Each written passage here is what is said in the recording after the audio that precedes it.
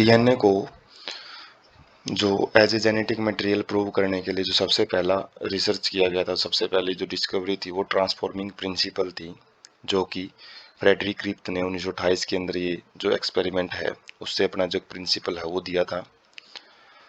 तो उन्होंने क्या किया, काफ़ी एक्सपेरिमेंट किए, काफ़ी जो सीरीज में एक्सपेरिमेंट किए, किसके साथ, स्ट्रेप्टोकोकस एक निमोनिया एक बैक्टीरिया होता है जो कि निमोनिया बीमारी फैलाता है, उसके साथ काफ़ी एक्सपेरिमेंट किए और क्या पता लगाया कि जो बैक्टीरिया है उनके अंदर एक मिरेकुलस, एक चमत्कारी ट्रांसफॉर्मेशन देखने को मिलता है। एक फॉर्म से दूसरी फॉर्म में जो बैक्टीरिया है वो बदलता हुआ उन्होंने देखा। और उन्होंने क्या ऑब्जर्व किया, लिविंग ऑर्गेनिज्म जो बैक्टीरिया है वो अपनी फिजिकल फॉर्म को बदल सकता है, बॉडी स्ट्रक्चर को चेंज कर सकता है। तो एक्सपेरिमेंट क्या किया उन्होंने, जो स्ट्रेप्टोकोकस निमोनिया जो बैक्टीरिया लिए उन्होंने और उनको कल्चर प्लेट के ऊपर ग्रोथ करवाया और उन्होंने देखा कि दो टाइप की कॉलोनी वहाँ पे देखने को मिल रही है, अलग अलग टाइप की जो स्ट्रेन है, अलग अलग टाइप की जो नस्ल है बैक्टीरिया की वो प्राप्त की। एक स्मूथ थी, साइनीज कॉलोनी थी जिनकी जो सरफेस है वो स्मूथ थी, और दूसरे की जो सरफेस थी वो रफ थी, रफ कॉलोनी थी।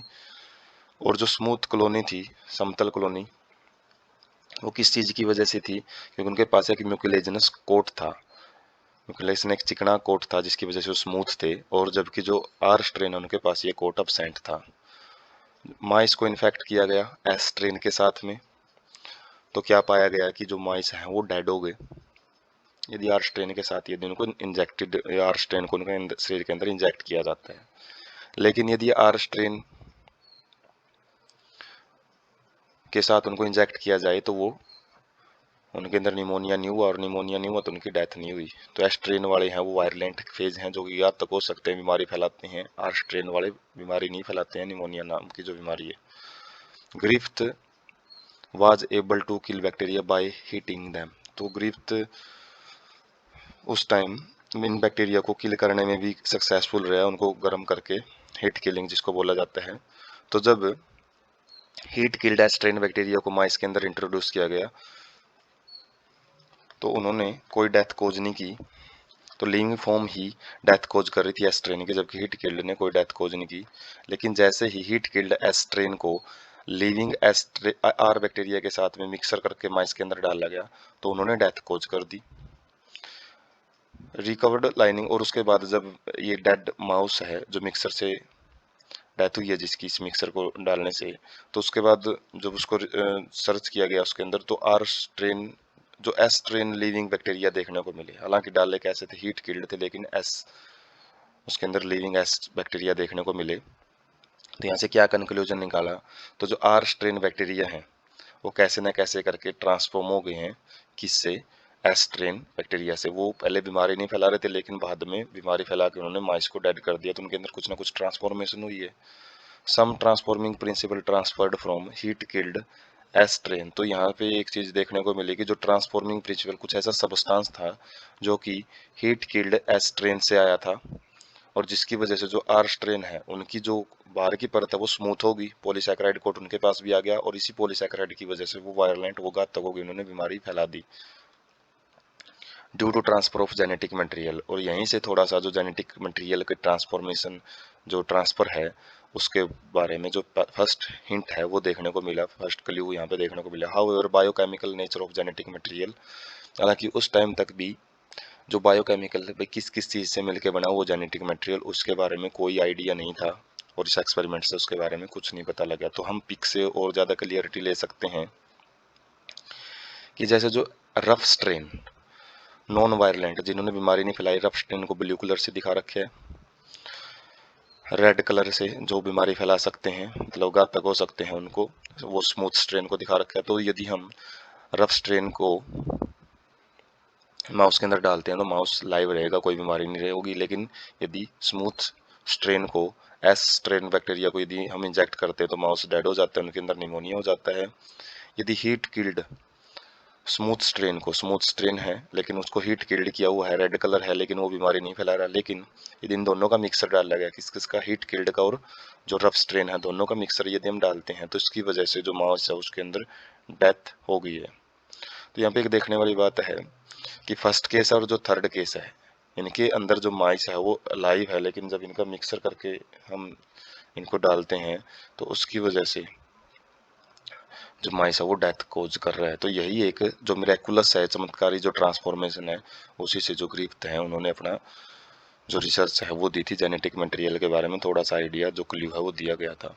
Transforming principle and biochemical characterization, तो ट्रांसफॉर्मिंग प्रिंसिपल के अंदर जो कुछ ऐड करके जो करेक्टराइजेशन दी गई, तो उसको हम देखते हैं। बायोकेमिकल नेचर है उसके बारे में किन साइंटिस्ट ने अपना रोल दिया।